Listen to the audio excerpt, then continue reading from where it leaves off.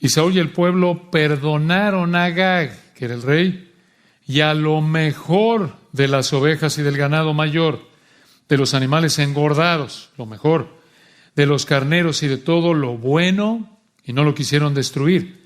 Mas todo lo que era vil y despreciable destruyeron. Aquí hay un problema.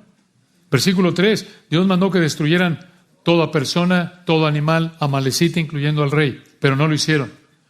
No mataron al rey, ni mataron lo mejor del ganado. ¿Por qué? ¿Por qué dejaron vivo al rey? Realmente no sabemos, pero por la soberbia que mostró Saúl en el resto del capítulo, es probable que lo dejó vivo para exaltarse a sí mismo, esto es a Saúl, para mostrar Saúl su poder sobre el rey derrotado, pero realmente no sabemos por qué dejaron vivo a Agag. Y esto nos lleva a preguntar, ¿por qué no mataron lo mejor de los animales? Eso sí lo sabemos, porque el versículo 19 muestra que quisieron quedarse con eso como botín para ellos. Quisieron quedarse con eso como botín, por lo que dice el versículo 19. Pero vean, hermanos, aquí algo que ya habíamos visto en Saúl. Igual que en el capítulo 13, versículos 13 al 15, escuchen. Aquí vemos que a Saúl le importaba más el placer temporal que obedecer la palabra de Dios.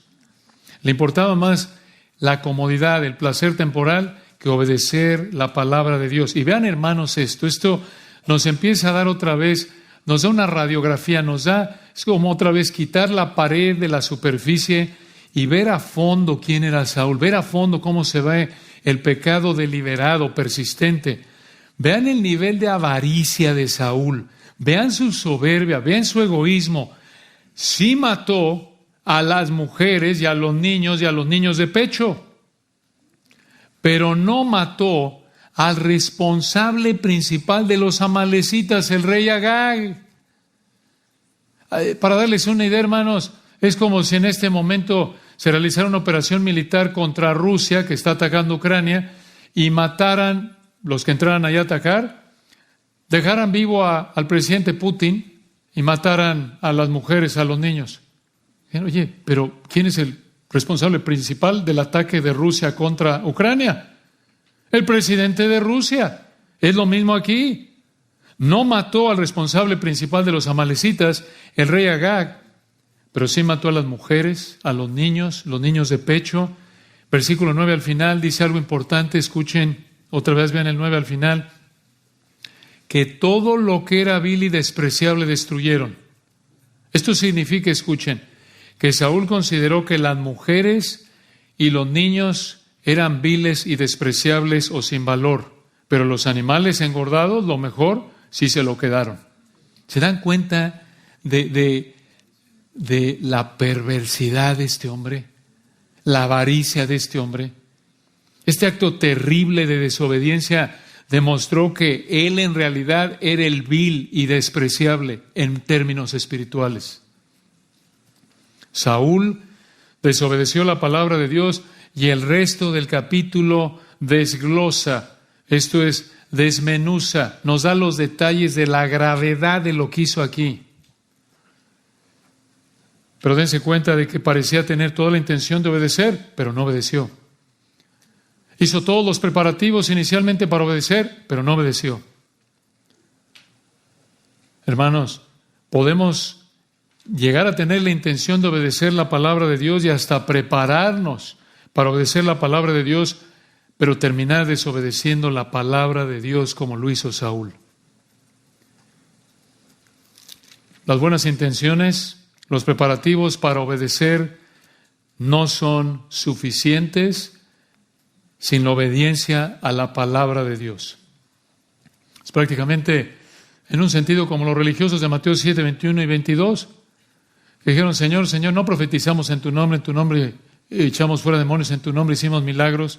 El Señor dijo, no todo el que me dice Señor, Señor entrará en el reino de los cielos, sino el que hace la voluntad de mi Padre que esté en los cielos. Esto es el que obedece la palabra de Dios.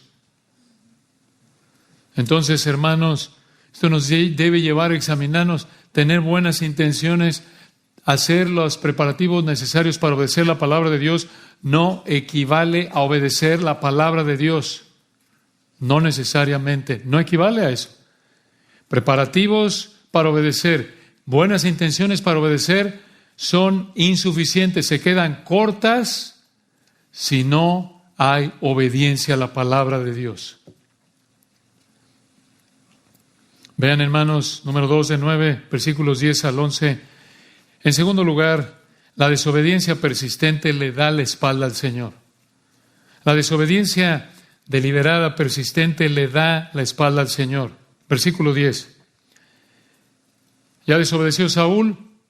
Y versículo 10, vino palabra de Jehová a Samuel. Como lo hemos visto antes, Josías nos lo explicó cuando estudiamos, recuerdan, con él hace ya un tiempo, allá en domingo por la noche, estudiamos con Josías, vino palabra de Jehová. Este es el Señor Jesucristo, una personificación del verbo. Vino el verbo, no sabemos cómo vino a él, pero vino la palabra de Jehová, de Yahweh, a Samuel diciendo, vean, Dios tomó la iniciativa. Y esto fue lo que le dijo, versículo 11, Dios a Samuel, me pesa, o en el hebreo, lamento, haber puesto por rey a Saúl. Y aquí viene, porque se ha vuelto de en pos de mí y no ha cumplido mis palabras. Aquí vemos cómo el pecado entristece al Señor, pero planeamos explicar más de la tristeza del Señor al final del capítulo. Pero vean cómo respondió Samuel a esta noticia de que Saúl desobedeció. Recuerdan, Dios se lo dijo. No ha visto a Saúl todavía. Esto es el Señor viniendo a Samuel en privado. Versículo 11, vean cómo respondió Samuel. Dios le dijo en el 11, me pesa haber puesto por rey a Saúl, porque se ha vuelto de en pos de mí y no ha cumplido mis palabras. Esto es, desobedeció. Y se apesadumbró, en el hebreo se indignó, se enojó Samuel y clamó, esto es, oró a Jehová toda aquella noche. Por lo que vemos en el resto del capítulo, indica un enojo santo en Samuel. ¿Qué le dijo Samuel a Dios toda la noche?